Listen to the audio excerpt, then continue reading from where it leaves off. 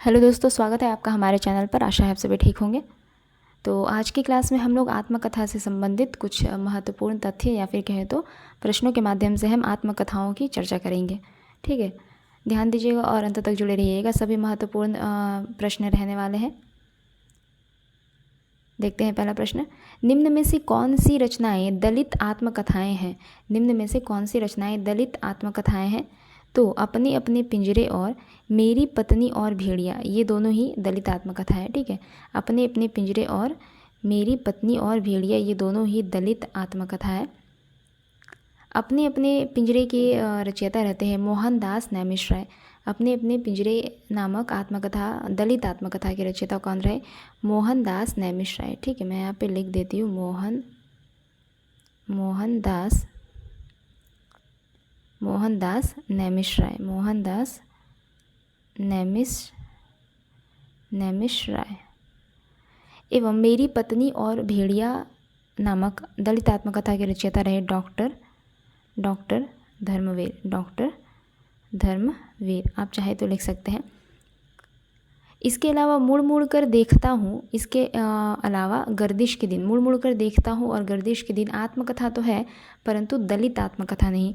मुड़ मुड़ कर देखता हूँ नामक आत्मकथा के रचयिता रहे राजेंद्र यादव एवं गर्दिश के दिन नामक आत्मकथा के रचयिता रहे कमलेश्वर।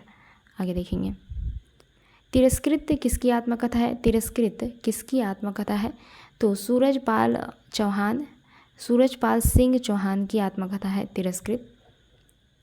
इसका प्रकाशन वर्ष क्या रहा? तो 2002 ईस्वी। आगे देखते हैं। हिंदी की प्रथम दलित आत्मकथा कौन सी है? हिंदी की प्रथम दलित आत्मकथा कौन सी है? तो अपने अपने पिंजरे। हिंदी की प्रथम दलित आत्मकथा अपने अपने पिंजरे। इसका प्रकाशन वर्ष रहा 1995 ईस्वी। लेखक रहे, अभी बताया मैंने, मोहनदास नैमिष राय। अपने अपने पिंजरे नामक दलित आत्मकथा के रचयिता रहे मोहनदास नैमिष राय। झोपड़ी से राजभवन तक नामक आत्मकथा के रचयिता रहे माता प्रसाद तथा इसका प्रकाशन वर्ष रहा 2002 ईस्वी। 2002 ईस्वी रहा इसका प्रकाशन वर्ष। कौन रहे रचयिता? तो माता प्रसाद। शिकंजे का दर्द नामक आत्मकथा का प्रकाशन वर्ष रहा 2011। इसके रचयिता कौन थे? तो सुशीला टाक भौरे। जूठन नामक आत्मकथा के रचयिता रहे ओम प्रकाश वाल्मीकि। इसका प्रकाशन वर्ष रहा 1997। जूठन नामक आत्मकथा के रचयिता ओम प्रकाश वाल्मीकि। शिकंजे का दर्द नामक आत्मकथा के रचयिता सुशीला टाक भौरे। झोपड़ी से राजभवन तक नामक आत्मकथा के रचयिता माता प्रसाद। आगे देखते हैं। मणिकर्णिका आत्मकथा किनके द्वारा रचित है? मणिकर्णिका आत्मकथा के रचयिता रहे तुलसीराम। ये एक दलित साहित्यकार थे तुलसीराम, डॉक्टर तुलसीराम कह सकते हैं। इनकी आत्मकथा 2 भागों में विभाजित है। पहला रहा तुलसीराम की आत्मकथा 2 भागों में विभाजित है, जिसमें से पहला भाग है मुर्दहिया। पहला भाग क्या रहा? मुर्दहिया, जिसका प्रकाशन वर्ष रहा 2010। तथा दूसरा भाग है मणिकर्णिका। मणिकर्णिका का प्रकाशन वर्ष रहा 2013। ठीक है, 2 भागों में तुलसीराम की आत्मकथा प्रकाशित हुई। पहला भाग मुर्दहिया 2010, दूसरा भाग मणिकर्णिका, प्रकाशन वर्ष 2013। आगे देखते हैं। अपने अपने पिंजरे किस दलित लेखक की आत्मकथा है? यह तो काफ़ी बार इसकी चर्चा की जा चुकी है, अब तक 2 बार हो गई है। मोहनदास नैमिष राय। अपने अपने पिंजरे नामक दलित आत्मकथा के रचयिता रहे मोहनदास नैमिष राय। आगे देखेंगे। रसीदी टिकट इनमें से किसकी आत्मकथा है? रसीदी टिकट किसकी आत्मकथा है? तो अमृता प्रीतम की आत्मकथा है रसीदी टिकट। ये पंजाबी की लोकप्रिय लेखिका रही। अमृता प्रीतम जो है ये पंजाबी की लोकप्रिय लेखिका रही। इसके अलावा रसीदी टिकट नामक पंजाबी में ही रचित आत्मकथा है। रसीदी टिकट पंजाबी में ही रचित आत्मकथा है। आगे देखते हैं। गालिब छूटी शराब इनमें से किसकी आत्मकथा है? गालिब छूटी शराब रविंद्र कालिया की आत्मकथा है। गालिब छूटी शराब रविंद्र कालिया की आत्मकथा है। निम्न में से कौन सी कृति आत्मकथा नहीं है? इनमें से कौन सी कृति आत्मकथा नहीं है? तो अर्धकथा या फिर कहे तो अर्धकथानक, निज वृत्तांत, मेरी आत्मकहानी, ये सभी आत्मकथाएं हैं। परंतु नाच्यो बहुत गोपाल ये उपन्यास है अमृतलाल नागर द्वारा रचित। अमृतलाल नागर की यह उपन्यास है। ठीक है, अमृतलाल नागर द्वारा रचित नाच्य बहुत गोपाल एक उपन्यास है। अर्धकथानक एक आत्मकथा है, रचयिता रहे बनारसी दास चतुर्वेदी। अर्धकथानक नामक आत्मकथा के रचयिता बनारसी दास चतुर्वेदी। निज वृत्तांत नामक आत्मकथा के रचयिता अंबिका दत्त व्यास। मेरी आत्मकहानी नामक आत्मकथा के रचयिता रहे श्याम सुंदर दास। ठीक है, श्याम सुंदर दास। आगे देखेंगे, यादों की बारात किसकी आत्मकथा है? यादों की बारात किसकी आत्मकथा है? तो जोश मलिहाबादी नामक रचनाकार इसके रचयिता रहे यादों की बारात। यह सन 1992 ईस्वी में मूलतः उर्दू भाषा में प्रकाशित किया गया था। ठीक है, उर्दू भाषा में लिखित है। प्रकाशन वर्ष क्या रहा इसका? 1992 ईस्वी। इसके अलावा इसका हिंदी रूपांतर भी यादों की बारात नाम से ही किया गया है। यादों की बारात नामक आत्मकथा का प्रकाशन वर्ष माना गया है 1992 ईस्वी, जो कि उर्दू भाषा में रचित है। इसके अलावा इसका हिंदी रूपांतर भी यादों की बारात शीर्षक से ही किया गया है। आगे देखते हैं, हिंदी में दलित साहित्य की पहली आत्मकथा कौन सी मानी जाती है? दलित साहित्य की पहली आत्मकथा रही अपने अपने पिंजरे, जो कि मोहनदास नैमिष द्वारा रचित है। हिंदी में दलित साहित्य की पहली आत्मकथा किसने लिखी? मोहनदास नैमिष ने। नाम क्या रहा? अपने अपने पिंजरे। सिंहावलोकन किसकी आत्मकथा है? सिंहावलोकन यशपाल की आत्मकथा है। यशपाल, जो 3 खंडों में प्रकाशित हुई 1951, 1952 एवं 1955। यशपाल साहित्यकार होने के साथ साथ स्वतंत्रता संग्राम सेनानी भी रहे हैं। यशपाल साहित्यकार होने के साथ साथ स्वतंत्रता संग्राम सेनानी भी रहे हैं। आगे देखेंगे, निम्न में से कौन सा युग्म गलत है? इनमें से कौन सा युग्म गलत है? मेरा जीवन शिवपूजन सहाय, 60 वर्ष एक रेखांकन सुमित्रा नंदन पंत, 10 द्वार से सोपान तक हरिवंश राय बच्चन, ये सभी सही है। परंतु अपनी खबर यह पुरुषोत्तम दास टंडन द्वारा नहीं रचित है। अपनी खबर पुरुषोत्तम दास टंडन द्वारा नहीं रचित होकर किनके द्वारा रचित है? तो पांडे बेचन शर्मा उग्र के द्वारा रचित है। पांडे बेचन शर्मा उग्र के द्वारा रचित है। इसका प्रकाशन वर्ष रहा 1960 ईस्वी। अपनी खबर का प्रकाशन वर्ष रहा 1960 ईस्वी तथा किनके द्वारा रचित है? पांडे बेचन शर्मा उग्र के द्वारा रचित है। आगे देखते हैं, देहरी भई विदेश किस विधा की रचना है? देहरी भई विदेश किस विधा की रचना है? तो यह एक आत्मकथ्य है या फिर कहे तो आत्मकथा है। 20 लेखिकाओं का आत्मकथ्य इसमें संकलित है। देहरी भई विदेश में 20 लेखिकाओं का आत्मकथ्य संकलित है। इस पुस्तक का संपादन राजेंद्र यादव ने अर्चना वर्मा और बलवंत कौर के सहयोग से किया था। देहरी भई विदेश नामक पुस्तक का संपादन राजेंद्र यादव ने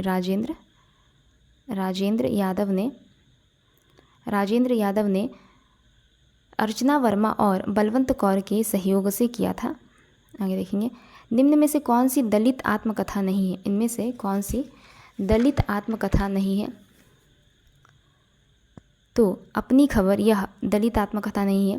पांडे बेचन शर्मा उग्र की यह आत्मकथा है, परंतु कोई दलित आत्मकथा यह नहीं है। अपनी खबर, नागफनी, जूठन, मुर्दये, ये सभी दलित आत्मकथाएं हैं। नागफनी का प्रकाशन वर्ष रहता है 2007। नागफनी का प्रकाशन वर्ष 2007। रचयिता रहे रूप नारायण सोनकर।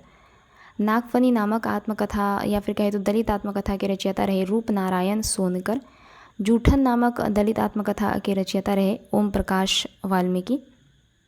जूठन नामक दलित आत्मकथा के रचयिता रहे ओम प्रकाश वाल्मीकि तथा मुर्दहिया नामक आत्मकथा के रचयिता रहे डॉक्टर तुलसीराम। मुर्दहिया आत्मकथा के रचयिता रहे डॉक्टर तुलसीराम। 1 मिनट, 2010 मुर्दहिया का प्रकाशन वर्ष 2010। आगे देखेंगे, निम्न में से कौन सा युग्म असंगत है? इनमें से कौन सा युग्म असंगत है? तिरस्कृत मोहनदास नैमिष, अन्या से अनन्या प्रभा खेतान। जूठन ओम प्रकाश वाल्मीकि, हाथ से रमणिका गुप्ता।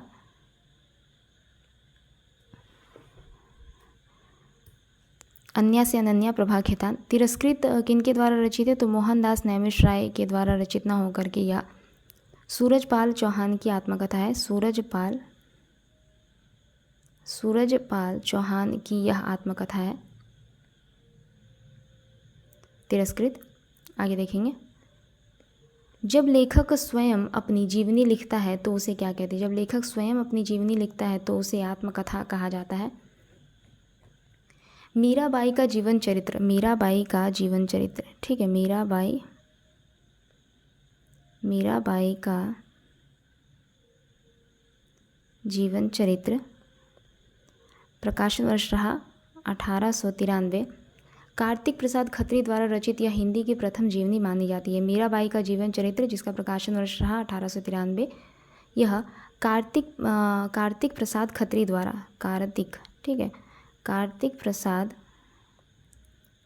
प्रसाद खत्री द्वारा रचित यह हिंदी की प्रथम जीवनी मानी जाती है। इसके अलावा अर्धकथानक, जीवनी के बारे में तो बताया मैंने, मीराबाई का जीवन चरित्र, जिसका प्रकाशन वर्ष रहा 1893, यह कार्तिक प्रसाद खत्री द्वारा रचित हिंदी की प्रथम जीवनी रही। इसके अलावा अर्धकथानक यह हिंदी की प्रथम आत्मकथा मानी जाती है, जिसके रचयिता रहे बनारसी दास जैन, ठीक है, इसके रचयिता कौन रहे? बनारसी दास। तथा अर्धकथानक का प्रकाशन वर्ष रहा 1641 ईस्वी। आगे देखेंगे, निम्न में से कौन सा युग्म असंगत है? पानी बीच मीन प्यासी मिथिलेश्वर, आज के अतीत भीष्म साहनी, पिंजरे की मैना चंद्रकिरण सौनरेखा, ये तीनों ही सही है। हादसे रविंद्र कालिया की रचना नहीं है, इसकी रचयिता रहे रमणीका गुप्ता। हादसे रमणीका गुप्ता की रचना है। आगे देखेंगे, मुड़ कर देखता हूँ किसकी आत्मकथा है? मुड़ कर देखता हूँ राजेंद्र यादव की, मुड़ कर देखता हूँ राजेंद्र यादव की आत्मकथा है। इनमें से कौन सी स्वीकृति आत्मकथा है? निम्न में से कौन सी स्वीकृति आत्मकथा है? अर्धकथानक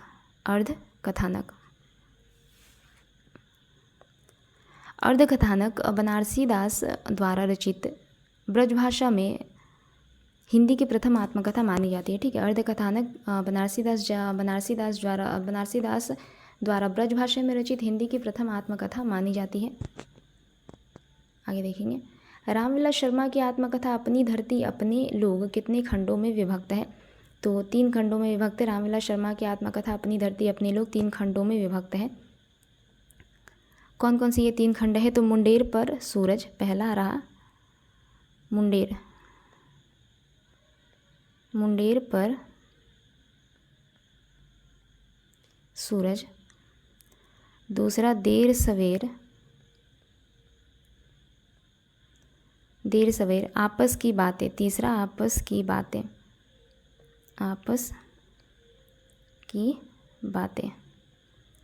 ठीक है। आगे देखेंगे, निम्न में से यशपाल की आत्मकथा कौन सी है? यशपाल की आत्मकथा निम्न में से है सिंहावलोकन, यशपाल की आत्मकथा रही है।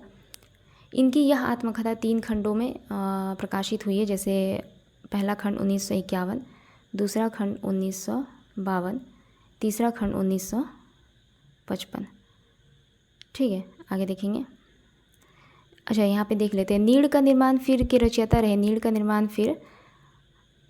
रहे डॉक्टर हरिवंश राय बच्चन। मेरा जीवन प्रवाह के रचयिता रहे वियोगी हरि। मेरा जीवन प्रवाह नामक आत्मकथा के रचयिता कौन रहे? वियोगी हरि। मेरी जीवन यात्रा नामक आत्मकथा के रचयिता रहे राहुल सांकृत्यायन, ठीक है। नीड़ का निर्माण फिर के रचयिता कौन रहे? हरिवंश राय बच्चन। आगे देखेंगे, निम्न में से आत्मकथाएं कौन कौन सी है? इनमें से आत्मकथाएं कौन कौन सी है? तिरस्कृत, अपनी धरती अपने लोग, सहचर है समय, ये तीनों ही आत्मकथा है। तिरस्कृत नामक आत्मकथा के रचयिता रहे सूरजपाल चौहान। अपनी धरती अपने लोग नामक आत्मकथा के रचयिता रहे रामविलास शर्मा जी। सहचर है समय नामक आत्मकथा के रचयिता रहे रामदरस मिश्र। सहचर है समय नामक आत्मकथा के रचयिता कौन रहे? रामदरस मिश्र। रामदरस मिश्र। बसंत से पतझड़ तक इस रचना के रचयिता रहते हैं रविंद्रनाथ त्यागी। ठीक है, बसंत से पतझड़ तक इस रचना के रचयिता रहे रविंद्रनाथ त्यागी, परंतु यह जो है यह आत्मकथा नहीं है। जबकि तिरस्कृत, अपनी धरती, अपने लोग, सहचर है समय, ये तीनों ही आत्मकथाएं हैं। तिरस्कृत के रचयिता रहे सूरजपाल चौहान। अपनी धरती अपने लोग नामक आत्मकथा के रचयिता रहे रामविलास शर्मा। सहचर है समय नामक आत्मकथा के रचयिता रहे रामदरस मिश्र। आगे देखेंगे, 4 खंडों में प्रकाशित बच्चन की आत्मकथा का प्रथम खंड कौन सा है?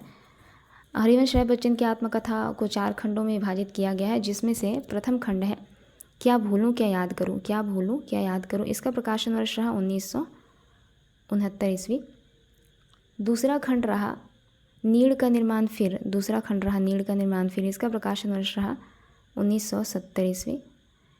तीसरा खंड रहा बसेरे से दूर, इसका प्रकाशन वर्ष रहा 1978 ईस्वी। 1978 ईस्वी। 10 द्वार से सोपान तक, इसका प्रकाशन वर्ष रहा 1985 ईस्वी। ठीक है, पहला खंड रहा यह क्या भूलूं क्या याद करूं। दूसरा खंड रहा नीड़ का निर्माण फिर। तीसरा खंड रहा बसेरे से दूर। चौथा खंड रहा 10 द्वार से सोपान तक।